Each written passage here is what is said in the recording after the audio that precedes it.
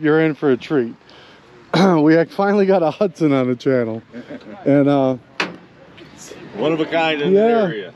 So it's a man I met a while back, Dave, and he's got quite a family history we won't go into with Hudsons, but this is a beautiful example that they put together, and he went from a guy that never drove a Hudson to just enjoying the hell out of this car.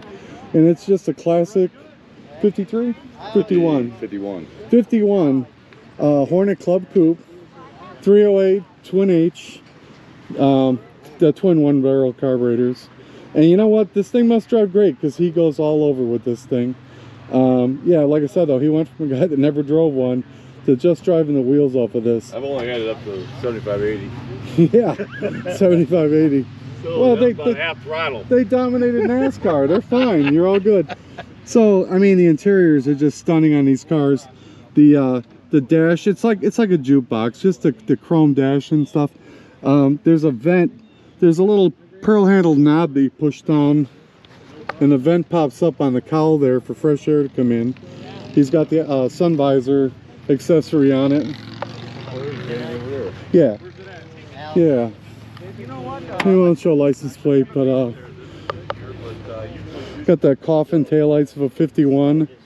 So there were a couple of different roof lines on these. So there was a Brougham where the back window came down further. It was actually like the 4-door roof, but in a 2-door style. But I like, this is a handsome, the Club Coupe is the most handsome body style to me. It's got all the trim and all the chrome.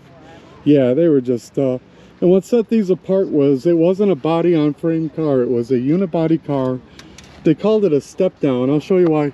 Hang on, Dave, we'll leave that door open, if you don't mind. So the strength of the car was in the rockers, and like I said, it wasn't body on frame, it was unibody. So the center of gravity on this thing was real low. And what came with that was lightweight, one, and handling. And these cars dominated. It started out as AAA racing, and it became NASCAR.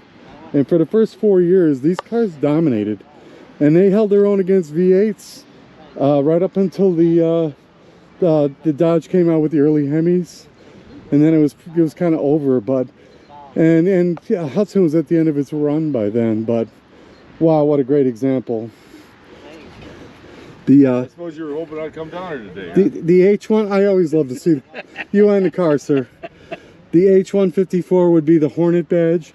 My Super Wasp has something a little different. It's a 137. It's the H145. Yeah. But the Twin H was optional on that. Yes, sir. Yeah. That was the first year it was optional. Well, hey, Dave, man, thank you for talking to us, and hope it was painless, and love to see you in the car, and I'm sure you'll send me that YouTube thing. Yes, sir. Hey, I want to thank my friend Dave for allowing us to walk around his beautiful Hudson. And, you know, I just wanted to touch on a couple of things with these Hudsons. These things were just so far ahead of their time. Unit body, you know, just low center of gravity, step down. But the body style, you had veterans coming home from World War II. And you had just the aspirations. The show car at the time that everybody dreamed about was a Tucker Torpedo. And it just wasn't something that was attainable, but the Hudson was. And it was such, in its price range, it was such an elegant car. And the racing just was like a side note. That was like something that they just came upon. But these were, in their time, they were just really ahead of their time and really special cars. And then everything was changing so fast, it was just kind of over when it was over. But this was just a jewel of a car from that time period.